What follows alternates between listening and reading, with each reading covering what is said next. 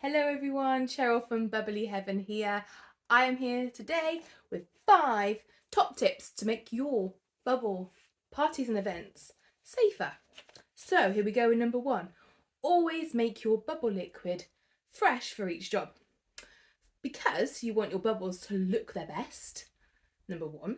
And another reason for this is because bacteria can thrive in standing water. So if you've left your bucket of bubble liquid for a few weeks or a month or a few months, however long you leave it, and then you take it to a gig, there is a risk that bacteria has grew in your bubble liquid, and we don't want that. So that is tip number 1.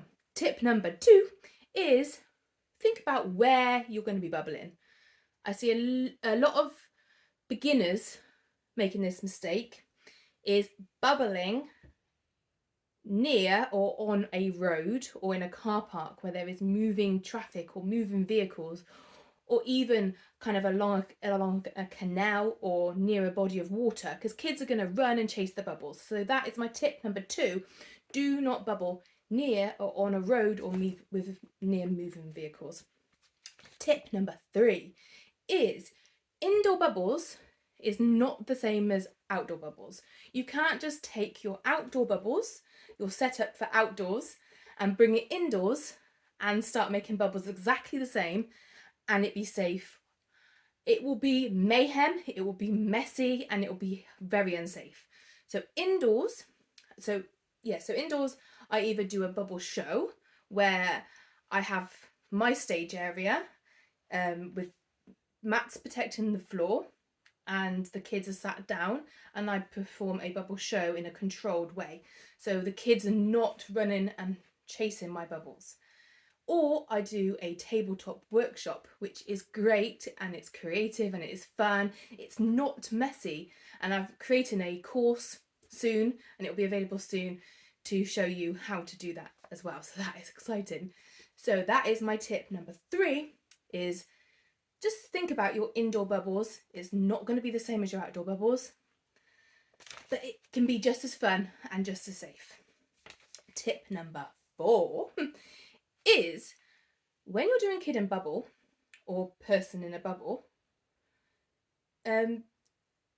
if your participant is elderly or not as able-bodied or a bit unbalanced in their body, and they are standing there and you put a bubble over them, they're going to look up at the bubble and they're going to wobble and they could fall. That is a high risk.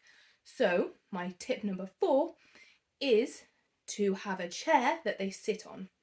And you can do this with the top-down method, but you can also do this with your moat, because you put the chair next to the moat and you go up and over them like a rainbow. And that tip was given to me from Lisa Davies at Bubble Up just recently. So thank you for that, Lisa. It's a great tip. Tip number 5, do not do bubbles with fire unless you have fire safety training. Just because fire bubble kits are very readily available, and I do see people using them, and when I ask them about it, they haven't thought about the safety, and they haven't thought about what if this happens, and eventually everything that can go wrong will happen. So it's a minefield. And if I'm not saying don't do fire bubbles, I'm saying if you're going to do fire bubbles, get the safety training, because they are impressive. I've seen them, but I mostly work in a party or an intimate kind of environment, so I don't think fire bubbles is really suitable for that in that kind of environment.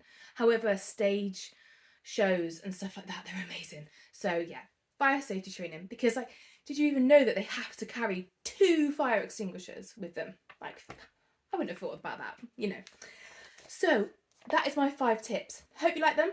Hope they help you.